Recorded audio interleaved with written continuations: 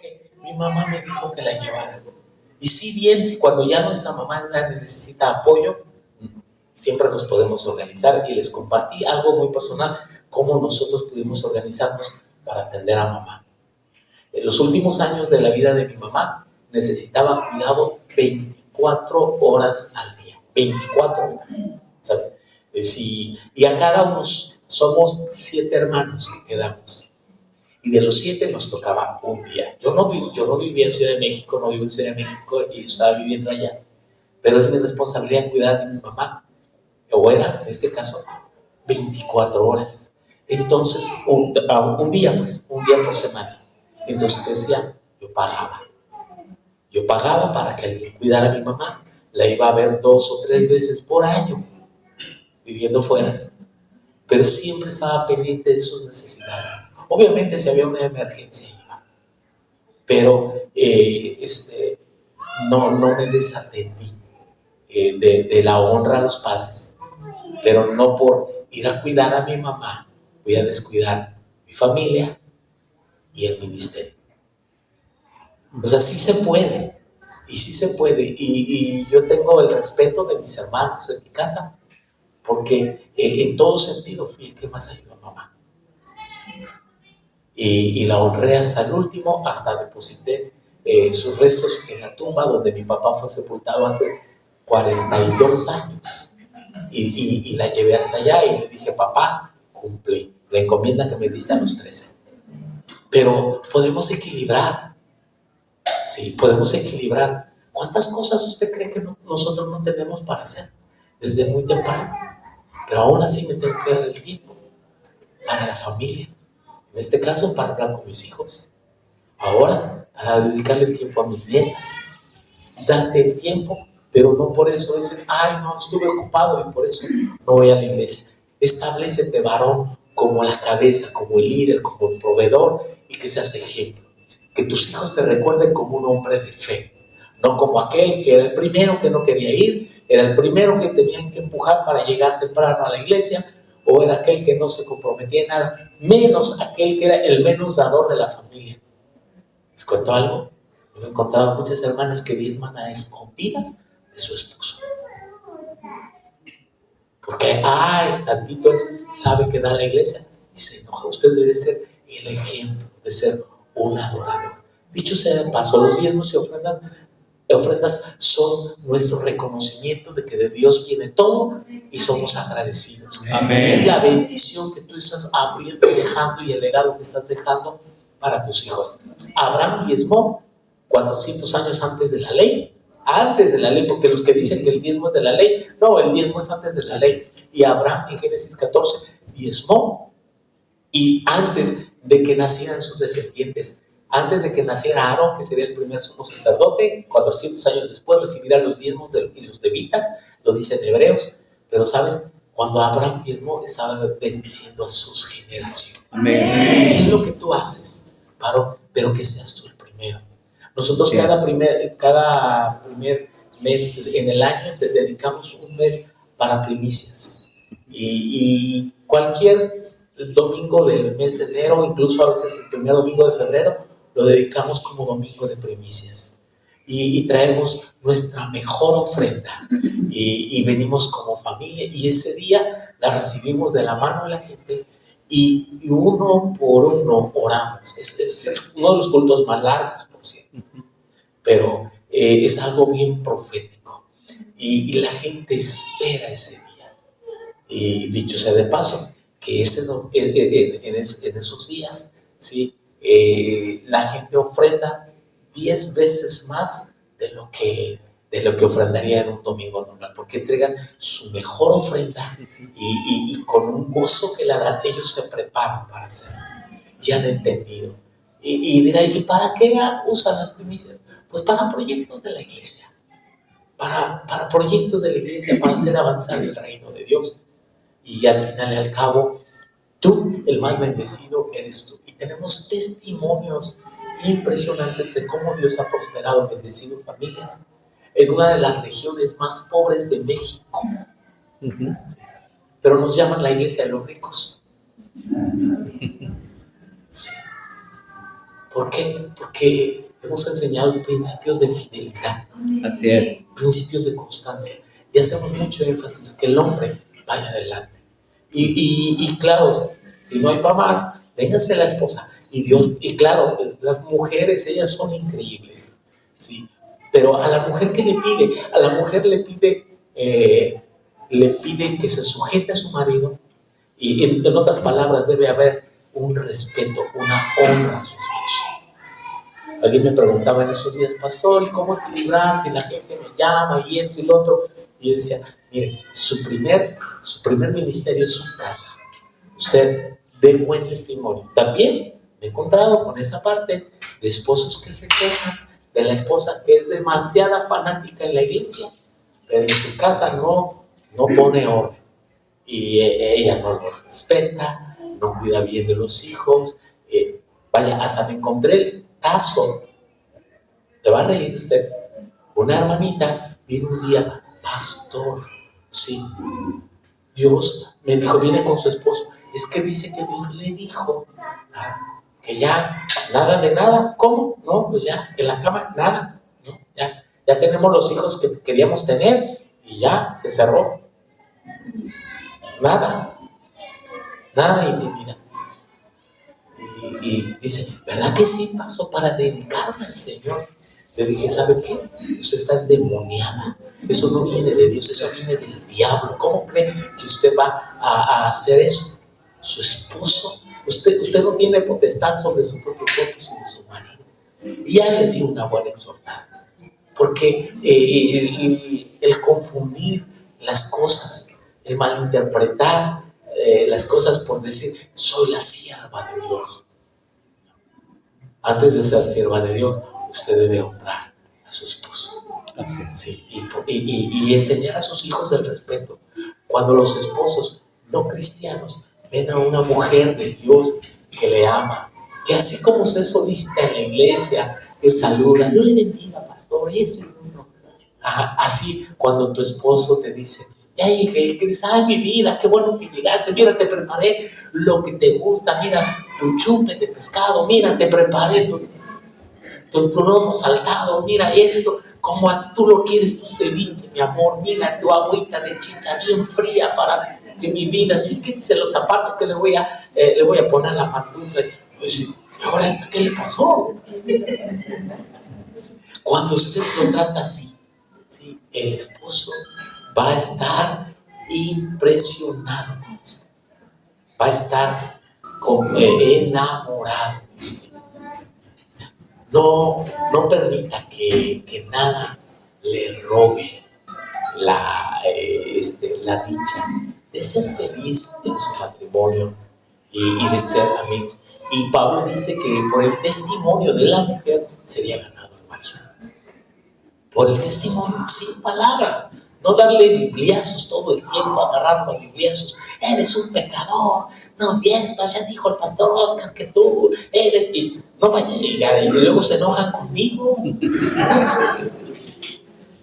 No, gánelo con amor, gánelo con oración, gánelo con testimonio. Sí, y miren, a veces no es en el primer año ni dos. Mi suegra luchó casi 40 años por su esposo, pero fue salvo mi suegro. Yo lo bauticé antes de tiempo, aquel borracho, golpeador, irresponsable. Se volvió al Señor, trabajaba con nosotros en la iglesia, vivió 3 años con nosotros en Guerrero. Él sabía albañilería y construcción y estuvo ahí trabajando. Y por toda su vida nunca había dado dinero a mi suegra.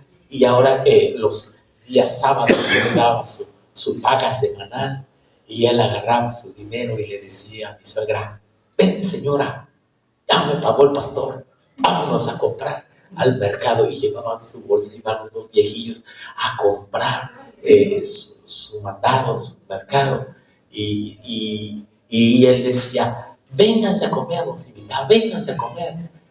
Tu suegra hizo un molito como te gusta, mira esto, Lore. Y hablaba a la pastora, allí veníamos, y qué gozo era ver que Y mi suegra lloraba, decía, nunca había él trabajado ni traía dinero. Mi suegra trabajó toda la vida, pero el evangelio puede cambiar a las personas, ¿sabes? Y veíamos a mi suegro con sus lentes, ya en su juicio cabal, después de haber sido el gadareno, aquel, sentado en una butaca de ahí de la iglesia, de esas que usan los niños en el colegio, que tiene su pupitre, y ponía su Biblia y estaba leyendo la Biblia. Y yo lo estaba viendo y le dice a mi hija, levanta sus lentes y empieza a platicar. Y le dice, fíjate. Y yo, que no entendía, era como un animal. 40 años.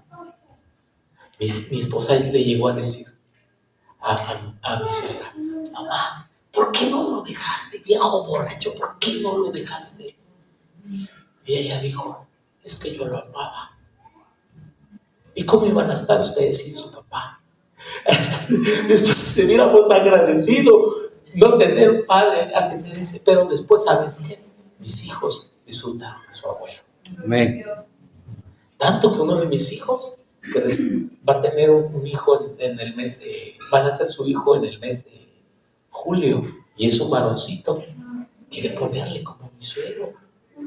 Y yo digo, yo no le pondría, pero es tu hijo. Eso es bueno. Pues cada quien.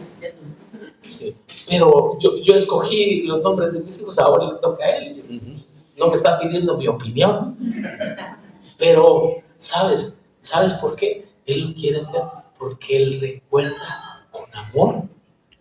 Él tiene recuerdos bonitos de su abuelo. A ellos jamás los maltrató. A ellos los abrazó. Ellos disfrutaron de un buen abuelo. Y es lo que el evangelio puede hacer en una vida cuando, si no hay un hombre presente, hay una mujer que lucha, que pelea y saca adelante a sus hijos. Todos los hijos de mi suegra sirven en el ministerio. Todos. Hay un pastor también en Ciudad de México, viaja por las naciones. Tiene una iglesia de más de 1000 gentes. Y Dios les ha bendecido de manera increíble. Tenemos otro cuñado que es pastor en Chicago. Yo he estado predicando con él. Él fue traductor de un ministerio que él predicaba a 7000 personas los domingos. Sí, y mi cuñado hacía la traducción al español con su pastor.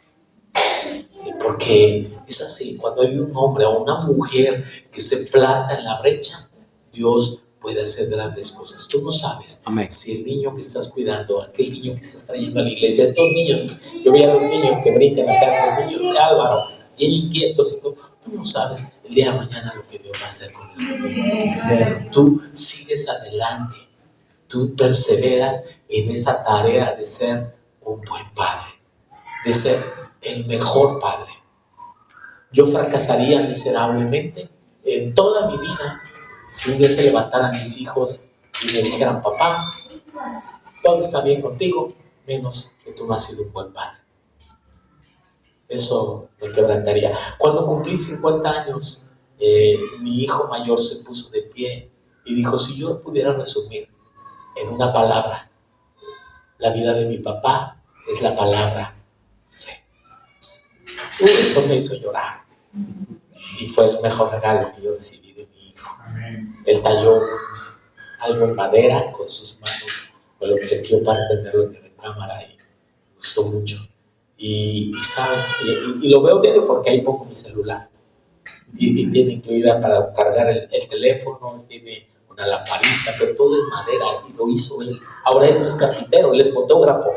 El carpintero es otro. El carpintero ya me hizo un mueble con cajonera y todo en madera fina, y me lo puso, para tu ropa, papá. Sí, porque dijo, es que mi mamá ya no te dejó espacio en el closet. Y sí, no, la pastora tenía mucha ropa. Pero sabes, es maravilloso saber que ahora los hijos se levantan. Como dice en Proverbios 31, se levantan los hijos y le llaman bienaventurado. Sea la madre o sea el papá, y que los hijos hablen bien de ti. Eso al final, ese es tu trabajo. Que te calificaran tus hijos, papá, mamá, que te dijeran, a ver, en carácter. Ellos nos conocen, ellos conocen todo, hasta nuestros ruidos extraños, ¿verdad? Conocen nuestros aromas, conocen cuando estamos de mal humor, conocen cuando estamos. Ellos nos conocen en todos los aspectos, ¿no? Pero que nos hicieran una evaluación de sus hijos. No los niños, los que ya tenemos jóvenes, y que te digan, hijo, hija, ¿qué tal? ¿Qué tal soy contigo? Dime la verdad. Y aguántese si le van a decir sus verdades para que podamos avanzar en la vida. Y entonces quisiera yo concluir esta parte con Efesios capítulo 6. Y quiero darles unas palabras a los hijos precisamente. Y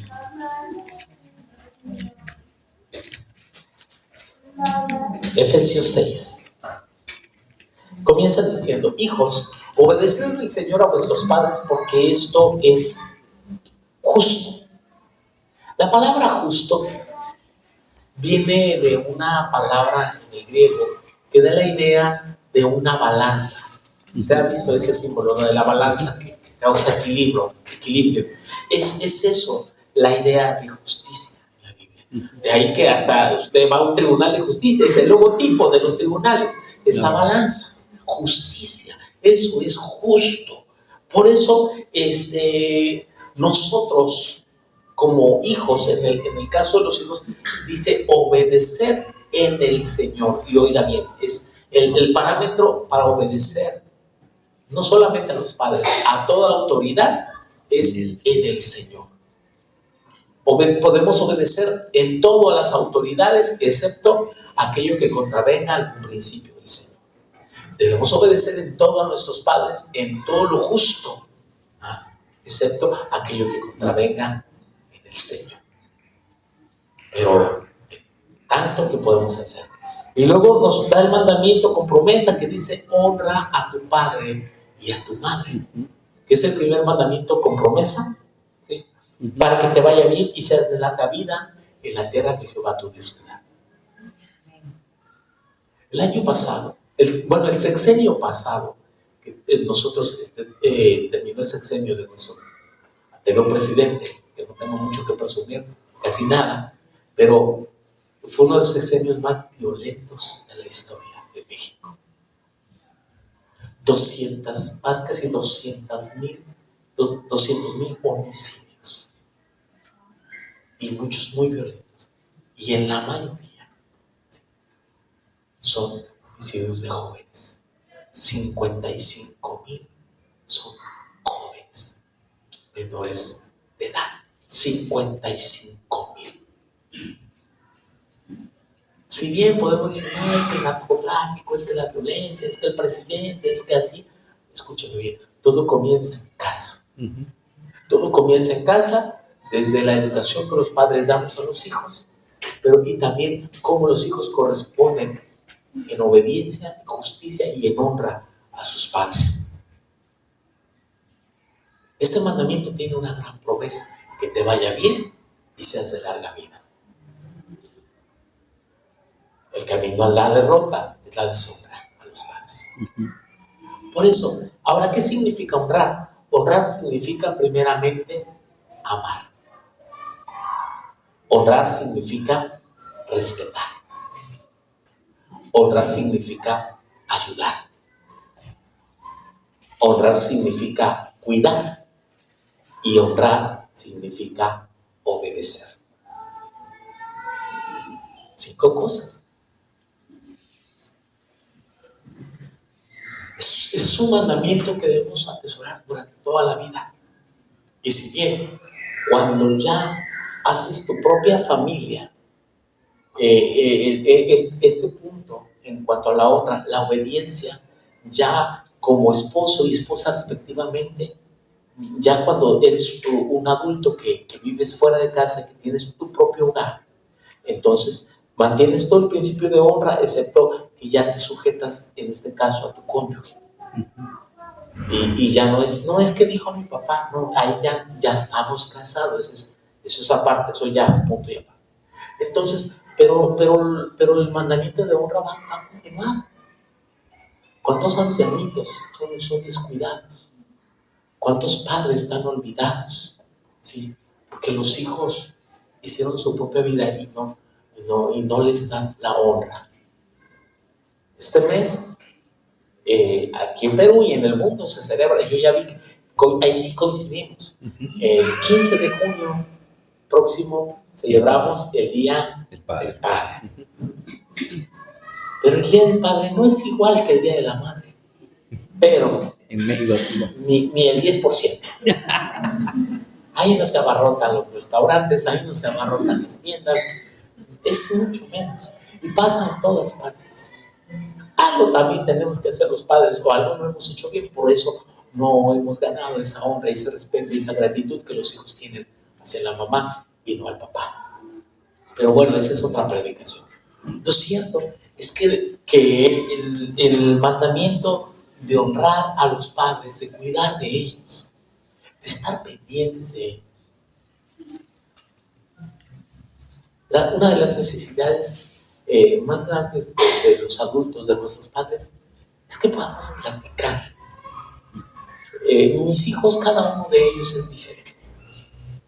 Y hay uno de ellos, el mayor, con el que más platico. Él llegaba en las mañanas, llegaba, mamá, invítame un cafecito. En casa nunca falta el café.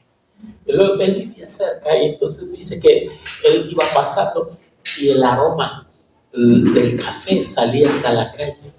Y decía, no me pude aguantar, llevo prisa, pero un cafecito. Pero ese cafecito, además, es un momento de sentarnos y platicar. Y ¿sabes cuánto uno ama y valora que los hijos vengan y platiquen, y te cuenten, te expresen? Platica con tus padres. Yo les decía a mis sobrinos, había una de ellas que le mira, te pago si vas a platicar con mi mamá. Mi mamá platicaba, ya los viejitos platican las mismas cosas y te repiten lo mismo. No te canses, que cuando eras niño tú también platicabas lo mismo. Llegaba yo a ver a mi abuelo y siempre me hacía esas preguntas. Me decía, ¿y quién eres tú? Para que él recordaba, yo le decía, el Chinito, porque así me llamaba. El Chinito. ¿Y quién es tu mamá? La Güerinche, mi mamá. ¿Y cómo se llama tu papá? Don Juve. Me decía siempre lo mismo. Llevé una vez una bicicleta y esa bicicleta es tuya, sí, abuelo. ¿Cuánto te costó? 16,000 pesos. Bárbaro. Es lo que cuesta una máquina de ferrocarril, decía el abuelo. O sea, él seguía todavía, pero esa plática se repetía una y otra vez. Ya mi mamá, ya adulta, ¿sabes en qué? Ella le deleitaba sacar su álbum de fotografías. Y ella te platicaba. No recordaba lo que comió ayer, pero ella sí recordaba que allá en 1954 mi papá graduó de la Escuela Militar de Clases. Que allá en 1960 nació mi hermana mayor. Y entonces ella te contaba en las fotos toda la historia pasada. Este gato yo lo tuve cuando antes de casarme. Y mira, y era simplemente sentarte con la abuela y escuchar las mismas historias con su fotografía. Pero a ella le hacía bien. A ella le gustaba que pusiéramos el televisor y veía a Pedro Infante, mi mamá. Y le gustaba verla. Pedro malo, es muy malo. Hay que comprarle su león. Eso. Y los de 2 tipos de cuidado. Y ahí, la película esa la veía todos los días. Se quedaba dormida. Se la apagabas y tenía que volver a empezar. Pero así. Pero se necesita. Y decía, siéntate conmigo. Me decía, siéntate conmigo. Mamá, voy a salir. Siéntate con la abuelita. Pero ellos necesitan compañía. Ellos necesitan cuidado. Ellos necesitan sentirse amados. Entonces honra a tu padre y a tu madre, honra a tus abuelos, honra a tus tíos, a la gente adulta. Se ha perdido mucho en este tiempo la honra. Jóvenes, necesitamos volver a esos principios. Eso no cambia por la modernidad. Las personas seguimos teniendo las mismas necesidades. Por eso, Y bien, ya que estamos aquí cerca de Efesios, yo quisiera solamente compartirles en 2 Corintios, capítulo 4.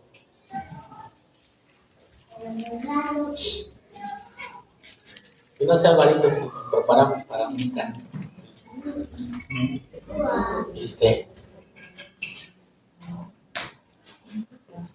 Quiero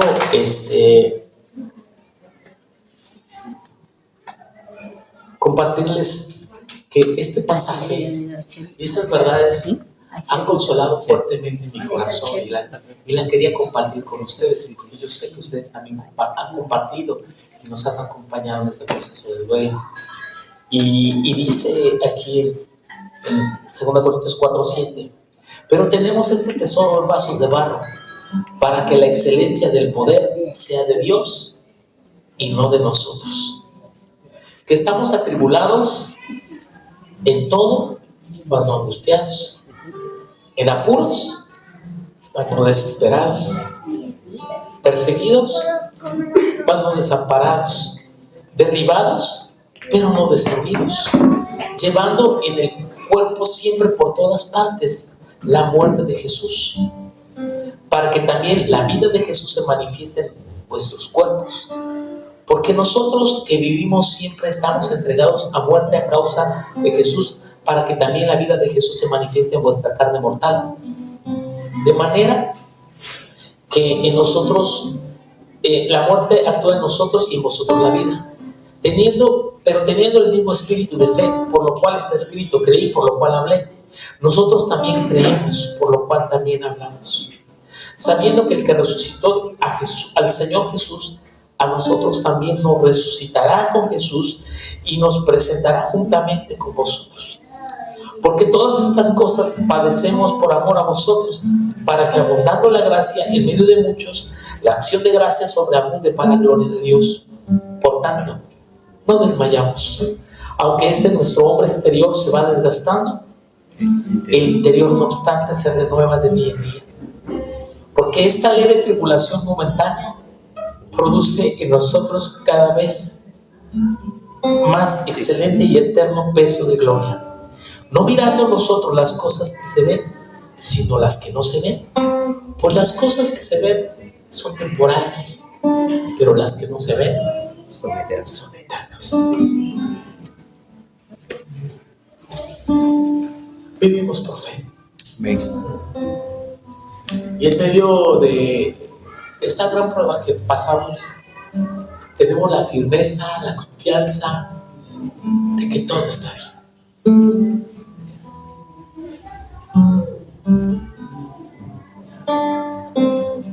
Antes de partir, mi esposa dijo: vienen tiempos gloriosos. Amén.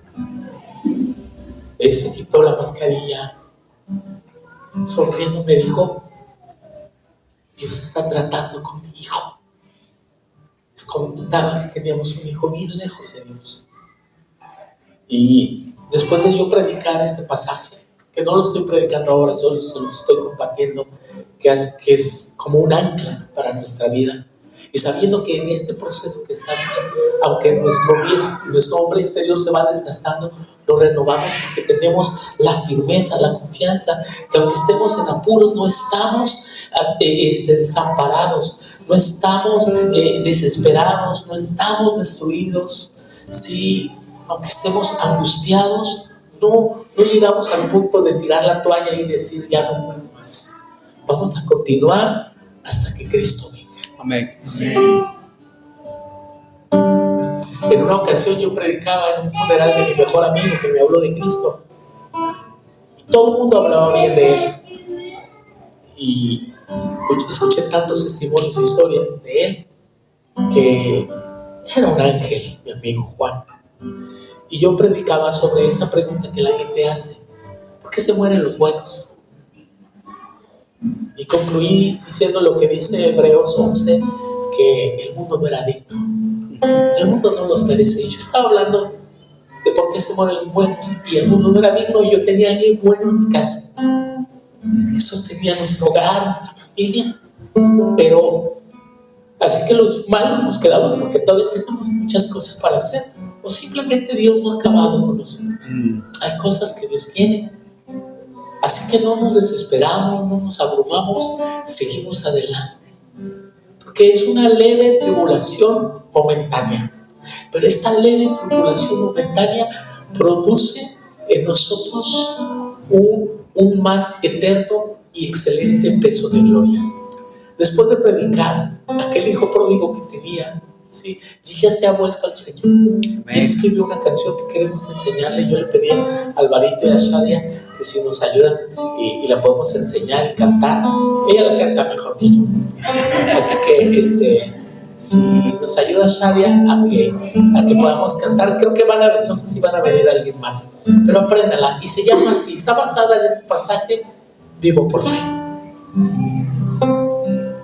¿Por qué no te pongas de pie? Y sea cual sea la circunstancia que tú estés pasando, tú la entregas al Señor. Entrega a tu familia y dile: Señor, en esto que ya me dieron palo, yo voy a poner atención y voy a corregir, Señor, voy a tomar mi papel. Seas el esposo, seas la esposa o seas el hijo, cumple tu rol en tu casa, honra al Señor. Pero entrégale todas tus cargas, todas tus necesidades al Señor. Dile que lo amas. Vive por fe.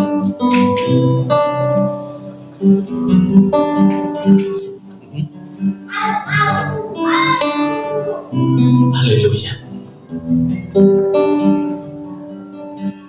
En medio del dolor, tú sanas mi corazón. En medio de la tempestad, tú calmas las aguas del mar. Aunque camine en la oscuridad, tú brillas más que el sol. En tiempos de angustia estoy, pero te entrego mi adoración. Angustiados, mas no desesperados, perseguidos, mas no desamparados, derribados, mas no destruidos. Cristo te amo, seguirte yo decido. Vivo por fe, vivo por fe, vivo por fe, vivo por fe. Aunque millares acaben un exilio contra mí, no temeré mal alguno, pues yo iré en pos de ti. Esfuérzate y sé valiente, dice el Señor, y así lo haré. Todos los placeres del mundo para mí son basura ya. Por gracia tengo salvación, mi confianza la tengo en Dios.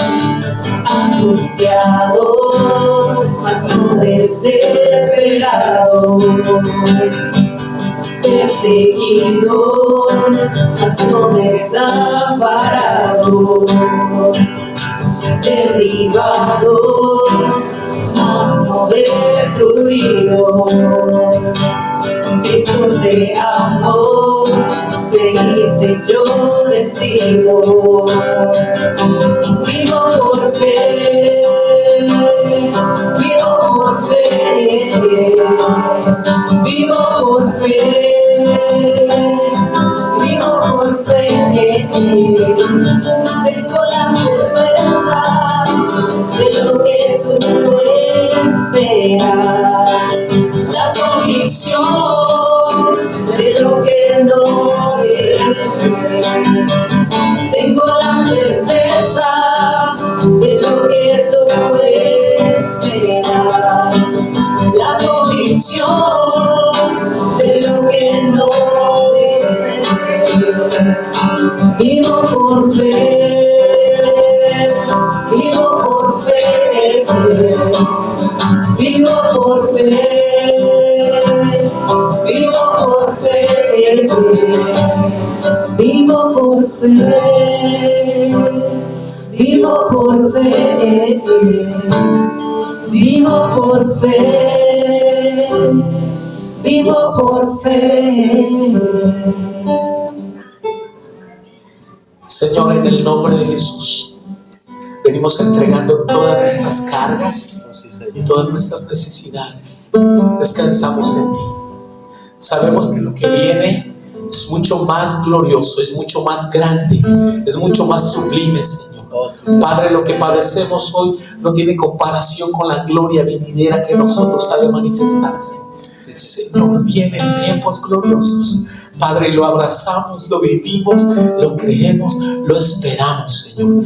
Que todo el favor tuyo, que todo lo milagroso, Señor, viene. No miramos nuestras circunstancias, no nos quedamos mirando y sobando nuestras heridas, Señor. Nos extendemos hacia la eternidad, hacia lo glorioso que tienes tú más adelante. Levanta la iglesia llena de fe, llena de fuego, llena del Espíritu Santo. Lo pedimos, Señor, en el nombre de Jesús. Amén.